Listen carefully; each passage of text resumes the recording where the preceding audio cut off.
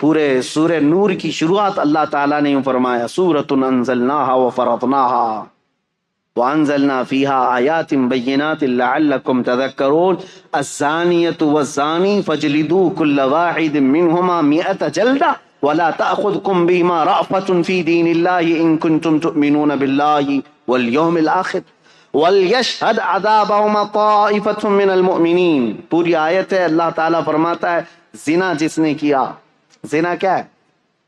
غیر قانونی کام کیا تم نے، شادی نہیں کیا تھا ایک مرد اور ایک عورت، ان دونوں نے جسمانی تعلق قائم کیا، تو اللہ فرماتا ہے اگر یہ غیر شادی شدہ ہے، غیر شادی شدہ مطلب مرد بھی شادی شدہ نہیں تھا، عورت بھی شادی شدہ نہیں تھی، ان کی شادی کی بات نہیں ہو رہی، یہ پرسنل ان کے اپنے اپنے گھروں میں شادی شدہ اگر نہیں ہے تو ان کو 100 کوڑے مارو۔ کوڑا جو ہے نا وہ بیلٹ نہیں ہوتا ہے صرف، یا کوئی رسی کا نام نہیں، وہ چمڑے کا بیلٹ ہوا کرتا بڑا، ایک بار آج لگ جائے تو چمڑی ساتھ میں لگ کے آ جائے، 100 کوڑوں پر تو آدمی کی موت بھی ہو سکتی، بلکہ قریب موت کی ہو جاتا۔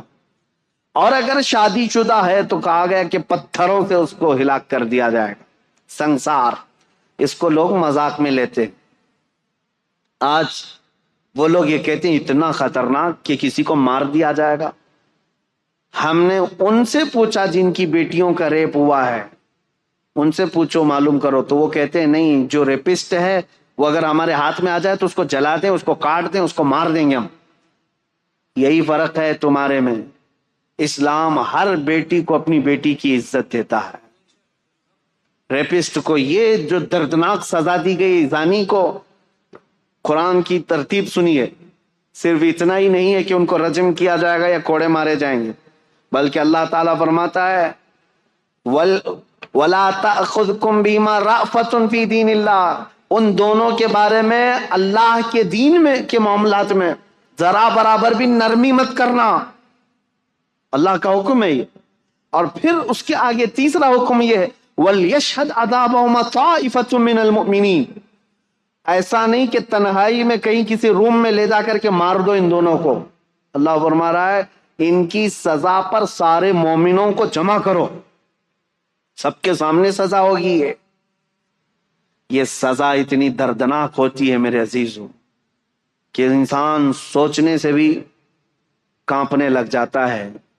یہی تو وجہ تھی کہ اسلام نے جڑ پر پابندی لگائی۔ اب میں آپ کو بتاتا ہوں یہ بڑا گناہ ہے، بڑی سزا ہے، وہاں تک پہنچے ہی کیوں، ہم سزا دیں ہی کیوں اتنی بڑی، اور یہ آدمی وہاں تک جائے ہی کیوں، زنا ہوتا ہی کیوں ہے، زنا تک پہنچتا ہی کیوں ہے؟ اس کے لیے اب میں اسلام کی خصوصیت بتاتا ہوں۔ سوال یہی تھا نا کہ اسلام کو ہی کیوں فالو کریں، سوال یہی ہے نا اسلام کی پیروی کیوں کریں؟ اب سنو، تم تو اب زنا کے بعد ہو سکتا ہے قانون لگاؤ گے ریپسٹ کے لیے یہ ہے 10 سال کی سزا، 18 سال کی سزا، کسی کے ہاں 14 سال کی سزا، نابالغ بچی کے ساتھ ہو جائے تو اس کو عمر قید کی سزا۔ سزاؤں کا نفاذ یہ تو بعد میں ہوگا، اور تم تو یہ پہلے سے سوچ رہے ہو یہ کر کے آئے گا تب یہ سزا ہوگی۔ اسلام کیا کہتا ہے وَقُلْ لِلْمُؤْمِنِينَ يَغُضُّوا مِنْ أَبْصَارِهِمْ، اے محبوب اپنے غلاموں سے فرما دیں اپنی نگاہیں نیچی رکھیں، زنا تک جاتے ہی کیوں؟ وَلَا تَقْرَبُوا الزِّنَا إِنَّهُ كَانَ فَاحِشَةً، اللہ فرماتا ہے زنا کے قریب بھی مت جاؤ، وہ بہت بڑی بے حیائی۔ اور رب تعالیٰ نے صرف مومن مردوں سے نہیں فرمایا وَقُلْ لِلْمُؤْمِنَاتِ يَغْضُضْنَ مِنْ أَبْصَارِهِنَّ وَيَحْفَظْنَ فُرُوجَهُنَّ، اور اے محبوب مومنہ عورتوں سے بھی کہہ دیں وہ اپنی آنکھیں نیچی رکھیں، اپنی شرمگاہوں کی حفاظت کریں۔ وَلَا يُبْدِينَ زِينَتَهُنَّ، اے محبوب ان سے کہہ دیں اپنی مومنہ عورتوں سے، امتیوں سے، کہ وہ اپنی زینت کا اظہار نہ کریں۔ یہ قرآن کا حکم ہے، عورت اپنی زینت کا اظہار کس کے پاس کر سکتی؟ الا لبعولتہن، اپنے شوہروں کے پاس، او آبائہن، اپنے باپ کے پاس۔ یہ جن لوگوں کا ذکر آیا ہے قرآن میں ان کے سامنے، اپنے بیٹوں کے سامنے، اپنے بھانجوں کے سامنے، اپنے بھتیجوں کے سامنے، بس ان کے علاوہ کسی کے سامنے عورت اپنی زینت کا اظہار نہ کرے۔ اب مجھے بتاؤ اسلام نے کہاں روک لگائی ہے؟ جو جہاں سے شروعات ہوتی ہے. النظرۃ سہم من سہام الشیطان. اے نوجوانوں توجہ سے سن لو، میرے آقا صلی اللہ علیہ وسلم نے فرمایا نظر جو ہے شیطان کے تیروں میں سے ایک تیر ہے. نظر سے شروعات ہوتی ہے، نظریں دو چار ہوئیں، اس کے بعد پھر جسم حرکت کیا، دل کے اندر وسوسے پیدا ہوئے اور اس گناہ کے ارتکاب کے لیے آدمی دوڑ پڑا. لیکن شروعات ان آنکھوں نے کی تھی اور قرآن نے وہیں پر پابندی لگائی تھی. یہ میرے دین کی خصوصیات ہے. تم پوچھتے ہو اسلام کو یہ فالو کیوں کرے؟ یہ جرائم کو، کرائم کو ایسے روکتا ہے جہاں سے اس کی شروعات ہوتی ہے.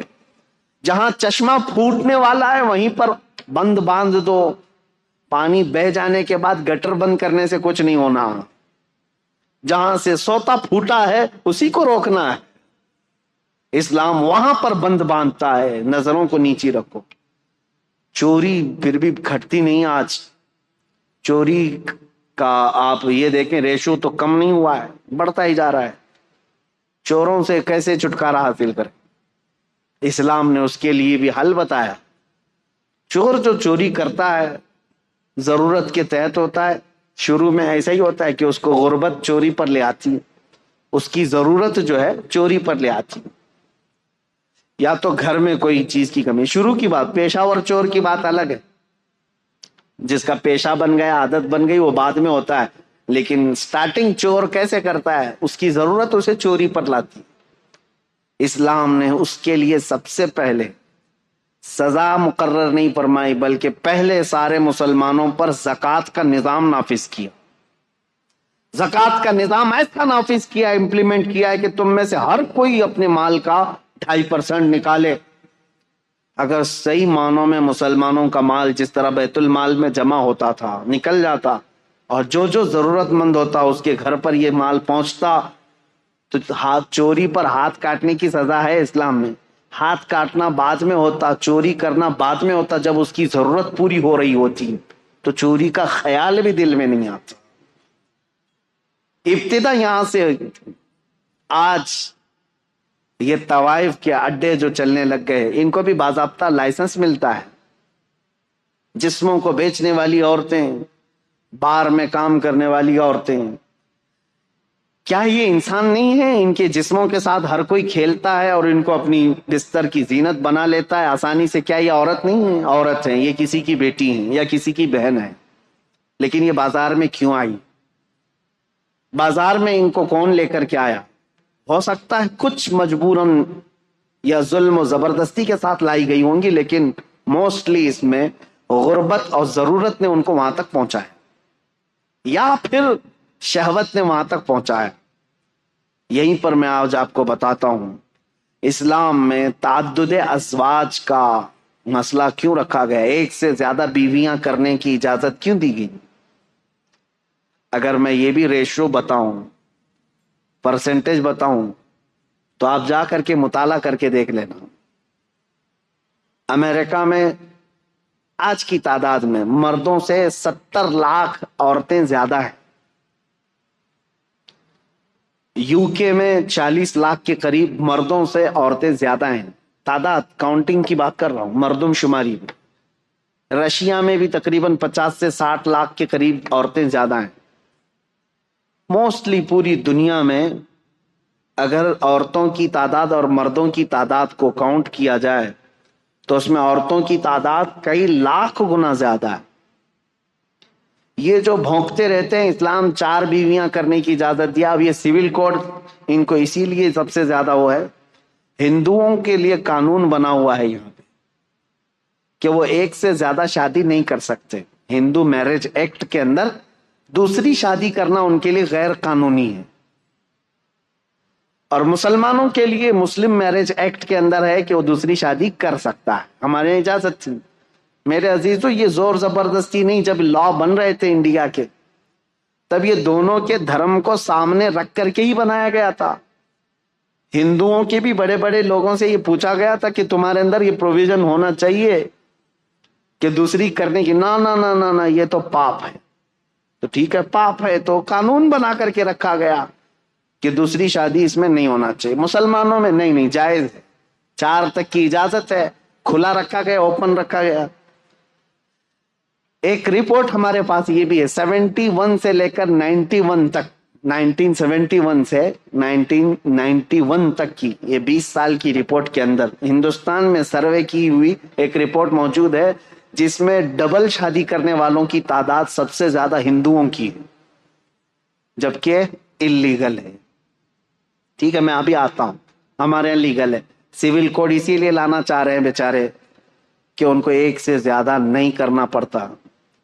مسلمانوں کے اوپر بھی یہی قانون آنا چاہیے، ایک ہی قانون ہو جو سب کے لیے چل رہا ہے، اب مسلمان بھی دوسری نہ کرے۔ اور حیرت کی بات ہے وہ لوگ قانون لا رہے ہیں جن کی ایک بھی نہیں ہے۔ قانون سول کوڈ کی بات سب سے زیادہ وہی کر رہے ہیں جن کے نہ بچے ہیں نہ بیوی ہے۔ خیر، آج ہمارا ٹاپک نہیں۔ اب یہ تعدد ازواج کا جو مسئلہ اسلام میں ہے، میں کیوں رکھ رہا ہوں ایک سے زیادہ شادی؟ مجھے بتاؤ، سب سے زیادہ موت کی تعداد عورتوں سے بڑھ کر کے مردوں کی ہے۔ یہ ریئل فیکٹ جو بات ہے میں آپ کو بتا رہا ہوں، سائنٹیفک بات کر رہا ہوں۔ جو بچپن میں بیماریاں ہوتی ہیں بچوں کو، اس میں اکثر جو مر جاتے ہیں وہ لڑکے مرتے ہیں، لڑکیاں نہیں۔ ان کے اندر ڈیفنس کی طاقت ہے۔ اور جوانی کے بعد بھی جنگیں جو ہوتی ہیں اس میں لڑکیاں جنگ کرنے نہیں جاتی تھی، مرد ہی جاتے تھے۔ فوج میں، سپاہیوں میں لڑکے شامل ہوتے تھے، اور جنگوں میں سب سے زیادہ مردوں کی موت ہوتی تھی۔ تو بچتے کون ہیں گھروں میں؟ عورتیں بچتی۔ مردوں کی شرح اموات زیادہ ہے عورتوں سے، مرد مرتے بھی زیادہ ہیں، پیدا بھی کم ہو رہے ہیں، عورتوں کی تعداد زیادہ ہے۔ اب مجھے بتاؤ، صرف یو ایس اے میں اگر 70 لاکھ عورتیں زیادہ ہیں، ہر مرد وہاں شادی کر بھی لیا، پہلے تو کرتے نہیں، اگر ہر مرد کر بھی لیا تب بھی 70 لاکھ عورتیں بچتی ہیں۔ ان میں سے 1/3 جو مردوں کی تعداد ہے، جس کی تعداد تقریباً 2.5 کروڑ ہوتی ہے، وہ لوگ ہومو سیکسول ہیں۔ یو ایس اے کی بات کر رہا ہوں، تو شادی کرنا ہی نہیں چاہتے۔ تو اب جو عورتیں بچ جاتی ہیں، مجھے یہ بتاؤ، ان عورتوں کو زندگی گزارنے کے لیے کسی مرد کا سہارا اگر نہیں ملتا ہے تو کیا وہ بازار میں نہیں آئیں گی؟ کیا وہ اپنے خواہشات کی تکمیل کے لیے یہ راستہ نہیں ڈھونڈیں گی؟ میرے عزیزو، اسلام نے واجب نہیں کیا ہے 4 شادیاں کرنا، ایک دروازہ رکھا ہے، ایک دروازہ رکھا ہے۔ کیا واجب ہے دوسری شادی کرنا؟ یہاں اسلام نے ایک تمہارے لیے سہولت کا دروازہ رکھا ہے، اس پر ان کو اتنا واویلا ہے، لیکن حقیقت میں یہ ریئل لائف کے اندر آؤ کہ دنیا میں ہو کیا رہا ہے۔ ان عورتوں کو بھی انصاف دلانا ہے جو بغیر کسی شوہر کے پوری زندگی گزار کے چلی جاتی ہیں۔ اگر کوئی مرد ایک کے علاوہ دوسری کو نکاح کرتا ہے تو میرے عزیزو، یہ صرف وہ اپنے جسم کی تسکین کے لیے نہیں کر رہا، بلکہ ایک ایسی آوارہ ہونے والی عورت کو گناہوں سے بچا کر کے اپنے گھر کی ملکہ بنانا چاہ رہا ہے۔ اسلام کے اوپر اعتراضات جو کرتے ہیں، ان کے ہم باندیاں ہیں، باندیوں سے شادی کرتے ہیں، یعنی ایک سے زیادہ باندیاں جو رکھی جاتی ہیں۔ میرے عزیزو، اس میں بڑی حکمت تھی۔ پہلے جو ہے جنگوں میں جب ایک فوج کو دوسری فوج پر فتح حاصل ہوتی تو سامنے والوں کا سارا مال بھی لے آتے، وہاں کے جتنے قیدی ہوتے ان کو غلام بھی بنایا جاتا، اور ان کی جو عورتیں ہوتی تھی وہ باندیاں بن جاتی تھیں، باندیاں بن کر کے سب کو بانٹ دی جاتی تھی۔ یہ اسلامی میں نہیں، پہلے کی ساری قومیں یہ کرتی تھی، اور ان عورتوں کے ساتھ بدترین سلوک کیا جاتا تھا، بدترین سلوک۔ ان کو جانوروں کے ساتھ باندھا جاتا تھا، اور پھر جب خواہش ہوتی ان کے ساتھ جمع کرتا آدمی، اور پھر ان کو وہاں باندھ کر کے رکھتا، باندیوں کو، جو جنگوں میں حاصل کی ہوئی عورتیں ہوتی تھیں۔ یہ اسلام تھا۔ میرے آقا صلی اللہ تعالی علیہ وسلم کے آخری الفاظ پتہ ہے؟ حضور کی وفات کے وقت سب سے آخری الفاظ 2 ہی تھے، الصلاۃ و ملک یمین، نماز اور اپنے ماتحت رہنے والی باندیوں کا خیال کرو، غلاموں کا خیال کرو۔ میرے آقا صلی اللہ علیہ وسلم نے اس وقت فرمایا جب آپ کی روح رب اعلیٰ کی طرف جا رہی تھی۔ یہ باندیوں کے حقوق کیوں میرے آقا نے فرمایا؟ کہ صرف یہ کام کاج کی مشینیں نہیں ہیں. ابھی اگر جنگوں کے بعد تمہارے ہاتھ آئی ہیں تو انہیں نکاح کرو اور ان کو اپنے گھر کی زینت بناؤ. وہ ملکہ بن کر کے رہی ہیں.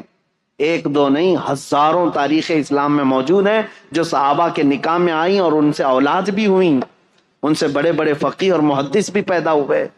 ان عورتوں کو آوارہ ہونے سے اسلام نے بچایا. میرے عزیزوں، میں کتنی باتیں عرض کروں، اسلام کی ہی پیروی کیوں کی جائے. یہ خوبیاں اگر میں بتاتا رہوں، یہ آپ کے لیے نہیں ہے، آپ آلریڈی اللہ تعالیٰ کی طرف سے ہدایت دیے ہوئے ہیں. اللہ تعالیٰ نے آپ کو اسلام پہلے سے دیا ہے، یہ اس کا شکر ہے. میں ان لوگوں سے پوچھ رہا ہوں، ان لوگوں سے کہہ رہا ہوں جو یہ کہتے ہیں اسلام کی ہی پیروی کیوں کریں، اس کے اندر کیا خصوصیت ہے، اسلام کو فالو کیوں کریں. ان کے لیے میں کہہ رہا ہوں اسلام پورا نظام حیات ہے، پوری زندگی کا دستور ہے. اور چیلنج ہے میرا ہی، کوئی بھی لے کر کے آ کر کے دکھائے، میں بتاؤں گا کہ انکمپلیٹ ہے تمہارے یہاں، انکمپلیٹ. کسی بھی دین میں جاؤ. ایک اور خاتون کی بات میں کرتا ہوں، رشیا کی، وہ دین اسلام میں آئی تو انہوں نے لکھا ہے، وہ بھی ایک خاتون ہے، نام میں نہیں جانتا یا یاد نہیں ہے ابھی مجھے نام. انہوں نے کہا کہ میں دین اسلام میں داخل ہوئی، لوگ یہ پوچھتے ہیں سبب کیا تھا. وہ کہتی ہیں کہ اس طرح سوال کرنا بھی میں اس کو غلط سمجھتی ہوں کہ اسلام کی اتنی بڑی عظمت کے لیے یہ سوال ہونا ہی نہیں چاہیے. کوئی اسلام میں آ رہا ہے تو کس وجہ سے آیا. وہ خاتون کہتی ہیں میری تو وجہ یہ تھی، سب سے بڑی وجہ، کہ میں نے صرف اس دین میں دیکھا کہ بندہ بغیر کسی، جیسے پجاری کے، پادری کے، جیسا ان کے ہاں پورا تسلط قائم ہے، حکومت قائم ہے کہ ان کے علاوہ کچھ ہو نہیں سکتا، بابائیت، پاپائیت جس کو کہتے تھے. وہ کہتی ہے صرف دین اسلام ایسا ہے جس میں بندہ تنہا بھی اگر چاہے تو اللہ سے قریب ہو جاتا ہے. اور خدا فرماتا ہے اے محبوب، میرے بندے میرے بارے میں آپ سے سوال کرتے ہیں، اے رسول میرے بندے آپ سے میرے بارے میں سوال کرتے ہیں کہ ہمارا رب کہاں ہے. اے میرے محبوب ان کو جواب دیں کہ ہم ان کے شہرک سے زیادہ قریب ہیں. اللہ فرماتا ہے قرآن پاک میں بہت قریب ہوں تم سے. وہ خاتون کہتی ہے مجھے یہ فلسفہ اتنا اچھا لگا کہ بندہ یہاں پر آزاد ہے، جو جس طرح دوڑنا چاہے اپنے رب کے حضور ہو جا سکتا ہے. عیسائیت میں نہیں ہے. بہت ساری جگہوں پر ایسا ہے کہ پوجا بھی تم خود سے نہیں کر سکتے جب تک پجاری نہ آ جائے، پنڈت نہ آ جائے. ان کے بغیر اگر کیا تو پاپ کیا تم نے. اور عیسائیوں کے یہاں ایسا ہے کہ پاپ جو پادری ہے پاپ ہے، ان کے بھی لیول ہے الگ الگ. وہ تمہیں عبادت کروائیں گے اور خدا کے قریب پہنچائیں گے. بلکہ پکا عیسائی بننے کے لیے بھی ایک طریقہ ہوتا ہے، ایک حوض ہوتا ہے پیلے رنگ کا، اس میں پانی ڈالا جاتا ہے اور بچے کو ڈبا کر کے اٹھایا جاتا ہے اور پھر کہا جاتا ہے آپ پکا ہو گیا کرسچن. پانی میں ڈبا کر کے اٹھا دیا گیا تو ہو گیا، پکا ہو گیا. افریقہ میں ہیں کالے لوگ، گرم سلاخیں لیتے ہیں، آگ میں تپاتے ہیں اور چہرے پر یہاں چار نشان لگاتے ہیں اور کہتے ہیں اب ہمارے دین میں پکا ہو گئے. اور قرآن کہتا ہے صبغۃ اللہ ومن احسن من اللہ صبغہ، اللہ کا رنگ سب سے بہترین رنگ ہے، اس سے بہترین کوئی رنگ نہیں. پیلا پانی، لال پانی، ڈوب کر کے اٹھتے رہو. میرے عزیزو یہ دین میں نہیں ہے. دین اسلام صرف عقیدے سے مضبوط ہوتا ہے. یہاں پر وہ نہیں رکھا گیا ہے کسی کی، وہ کیا کہتے ہیں، حاکمانہ تسلط. ابھی 2 دن پہلے کی بات ہے، ایک انجینئر صاحب سے ہماری ملاقات ہوئی. وہ گھر کے پلان دیتے ہیں. انہوں نے ہم سے کہا ایک پلان دیکھا، کہا حضرت یہ پورا واستو پرکار ہے، بالکل واستو پرکار ہے. ممبئی والوں کو واستو کا زیادہ لین دین نہیں ہے کیونکہ آپ کے ہاں تو جگہ کی بڑی قلت ہے. بہت چھوٹی جگہ میں بھی آپ کو جہاں سے ملا دروازہ کھول لیا. لیکن ہمارے علاقے میں آپ جائیں، بڑے چونچلے ہیں ان کے گھر بنانے کے. جگہ بڑی رہتی ہے، 30 بائی 40 کی جگہ ہے، 40 بائی 60 کی جگہ ہے، تو گھر بنانا ہے تو لے کے گھومتے رہتے ہیں، کچن کا دروازہ کہاں ہونا چاہیے، بیڈ روم کا کہاں ہونا چاہیے، ٹوائلٹ کہاں ہونا چاہیے، اور کبھی کبھار بنا لیتے ہیں اور کوئی واسطو والا جو آتا ہے وہ توڑوا دیتا ہے۔ یہاں پر بھی جن کے پاس زیادہ پیسے ہوں گے بلڈنگوں میں وہ کرتے ہوں گے۔ واستو پرکار یہ صحیح نہیں ہے، اس کا ایسا نہیں ہونا چاہیے، ویسا نہیں ہونا چاہیے۔ میں نے ان سے کہا کہ یہ واستو کا جو عقیدہ ہے، کہا گیا کہ ہاں اس طرح سے بنانے سے برکت زیادہ آئے گی، ٹھیک ہے۔ اسی انت وشواس میں لوگوں کو دھندا چل رہا ہے۔ میں ایک پوچھا ان سے سوال جو آپ کے پاس رکھنا چاہتا ہوں، کیسا بڑا گورکھ دھندا ہے۔ کہا بھائی ایک کتاب کیوں نہیں لکھ دیتے واستو کی؟ ہر جگہ جو ہے نا یہ واستو کا جو ایکسپرٹ ہوتا ہے، پنڈت ہوتا ہے، اس کو بلانا ہی پڑتا ہے۔ ایک کتاب لکھ دو کہ یہ جگہ ہوگی تو ایسا بنا دیں گے، وہ جگہ ہوگی تو ایسے بنا دیں گے۔ وہ انجینئر صاحب ہنسنے لگے، کہا نہیں، ہر آدمی کا واستو الگ الگ ہوتا ہے۔ کیوں ہر ایک سے پیسہ لینا؟ ایک کتاب لکھ دیے تو ہو گیا، ختم، پھر کون آئے گا ہمارے پاس واستو پوچھنے کے لیے؟ یہ سب چیزیں میرے عزیزو دین اسلام میں نہیں ہیں۔ ہمارا عقیدہ یہ ہے کہ اگر تمہیں اللہ کی ذات پر یقین و توکل ہے تو سنو، دروازہ تم شمال میں بناؤ، جنوب میں بناؤ، مشرق میں بناؤ، مغرب میں بناؤ، کہیں پر بھی بناؤ، بلکہ تمہارے گھر کے 70 دروازے بنا کر کے رکھ لو، کھڑکیاں ہر جگہ کھول لو، اگر میرا مولا نہ چاہے رزق کا ایک دانہ بھی تمہارے گھر کے اندر نہیں آ سکتا۔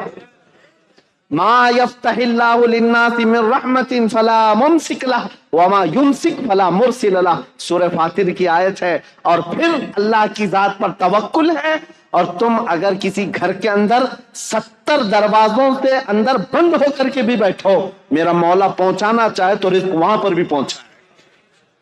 یہ عقیدہ ایمان ہے، یہ عقیدہ اسلام ہے۔ یہ مت سوچو کہ ادھر دروازہ ہوگا تو یہاں سے جلدی رزق آئے گا، ادھر دروازہ ہوگا تو یہاں سے جلدی رزق آئے گا۔ عزیزان گرامی وقار، ہمارے یہاں ایسا نہیں ہے، ورنہ ہم تو جو ہے 12 فلور کی 14 فلور کی مسجد بناتے اور چھت پہ جا کے نماز پڑھتے، جلدی سے اوپر چلی جائے گی۔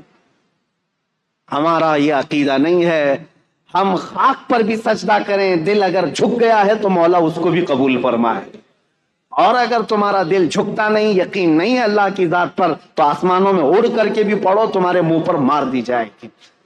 یہ سمتیں، یہ جگہیں، اس کا تعلق نہیں ہے۔ اسلام کی خوبیاں یہی ہیں میرے عزیزو، ہم نے کسی کو باندھ کر کے نہیں رکھا۔ آپ مجھے یہ بتاؤ، سوال یہ سب سے پہلا میں نے اپنی تقریر میں سوال کیا کیا ہے، اسلام کو ہی کیوں فالو کرنا چاہیے؟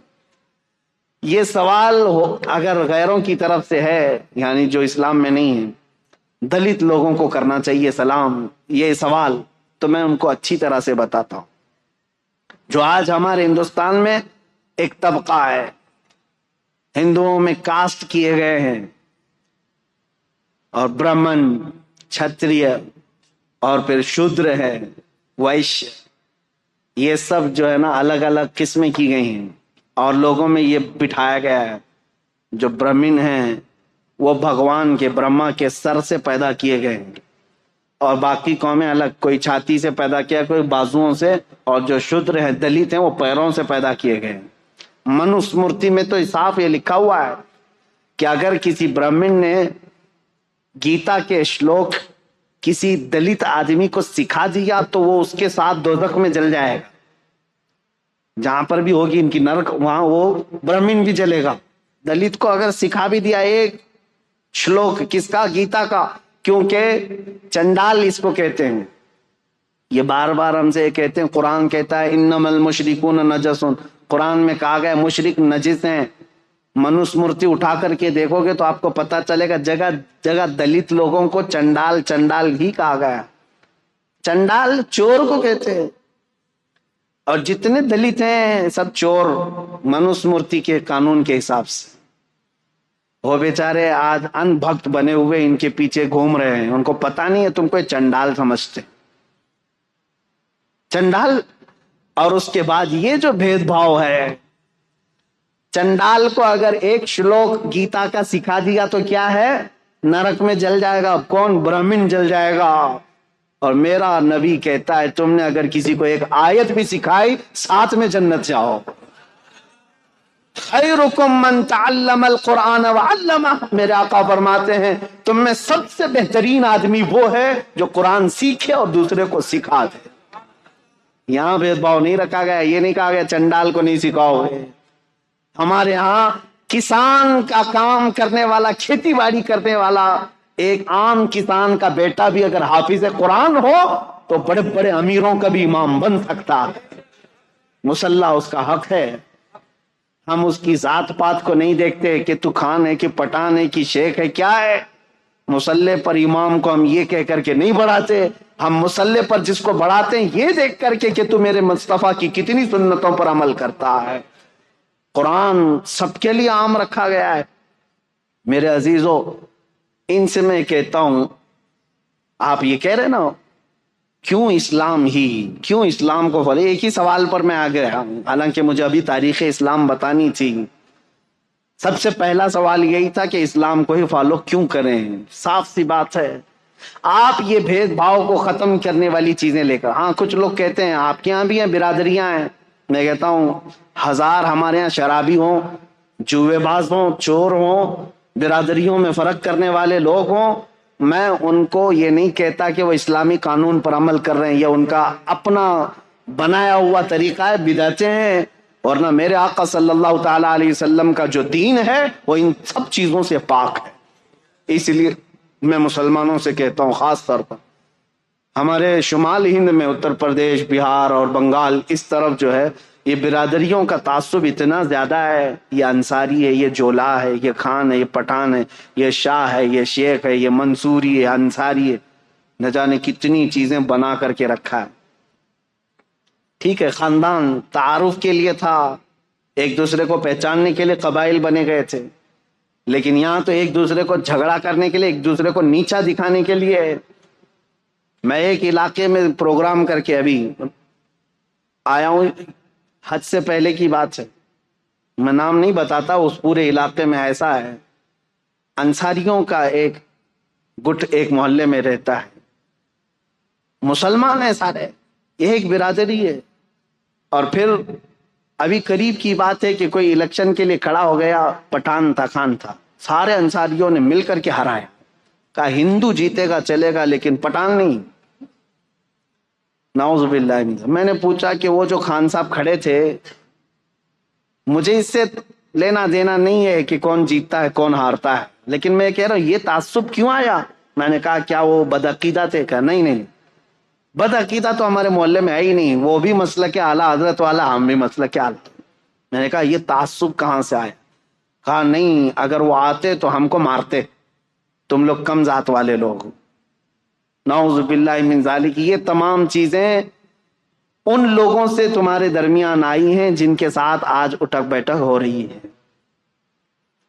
شودر لوگوں کے ساتھ جو سلوک برہمن کرتے ہیں، یہ سب چیزیں اسلام میں بالکل نہیں ہیں، اسلام ان چیزوں سے پاک ہے۔ آپ کو پتا ہے ایک بار حضرت ابو ذر غفاری رضی اللہ تعالیٰ عنہ نے حضرت بلال کو صرف یہ کہا تھا کالی ماں کے بیٹے، میرے آقا صلی اللہ علیہ وسلم اتنے ناراض ہوئے تھے، پوچھا تھا افیک الجاہلیہ، اے ابو ذر ابھی تمہارے اندر جاہلیت ہے، ابھی جہالت کے زمانے میں پل رہے ہو؟ حضرت ابو ذر آئے، حضرت بلال کو یہ نہیں کہا کہ غلطی ہو گئی معاف کر دو، کہا ہاتھ پکڑ کر کے لائے، مسجد میں لیٹ گئے، کہا اے بلال تم اپنا یہ کالا پیر میرے چہرے پر رکھ کر رگڑ دو تاکہ مجھے میری غلطی کا احساس ہو جائے، میں نے کیسے کہہ دیا تم کو کالی عورت کے بیٹے، مجھ سے خطا ہوئی، اب تم یہ اپنا پیر میرے چہرے پر رکھو، میں اس لائق ہوں۔ وہ اس بات کو بھی پسند کر رہے تھے کہ بلال اگرچہ کالے ہوں لیکن اپنا پیر میرے چہرے پر رکھ دیں۔ حضرت بلال نے ان کو اٹھا لیا، سینے سے لگا لیا، کہا میرے اور تمہارے درمیان جو کامن چیز ہے وہ یہ ہے تم بھی اسی رسول کے غلام ہو جس کا غلام میں۔ یہ چیز ہمیں دین اسلام میں جوڑے رکھتی ہے۔ عزیزان گرامی اوقات، تم سوال یہ کر رہے ہو اسلام کو ہی کیوں فالو کیا جائے؟ یہ اسلام کی خصوصیت ہے کہ فلسطین کا بچہ روتا ہے تو ہمارے درمیان ہمارے دل کے اندر بھی درد اٹھتا ہے۔ اسلام نے جوڑ کر کے رکھا ہے، یونیٹی ایسی ہے، اللہ کی قسم حج کر کے آؤ تو پتہ چلے گا، حج کر کے آؤ پتہ چلے گا وہاں اللہ کریم نے ایک لباس میں پوری دنیا کو کس طرح سے بلایا ہے، کسی بادشاہ کو تم پہچان نہیں سکتے۔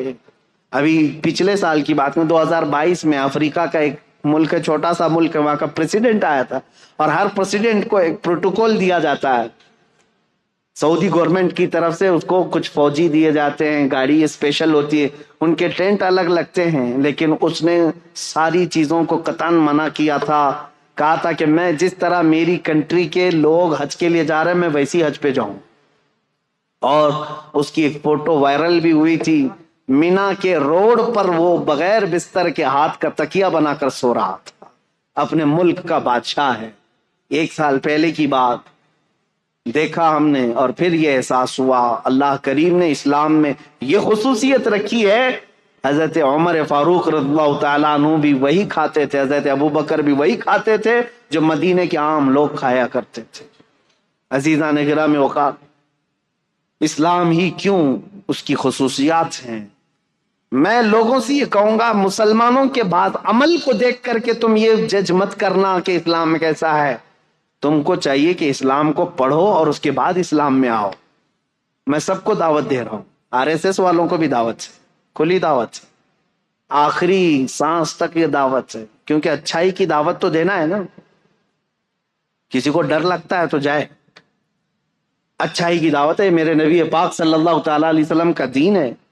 جب آپ ہمیں دعوت دیتے ہیں کسی چیز کی تو ہم بھی آپ کو دعوت دے سکتے ہیں، آؤ پڑھو۔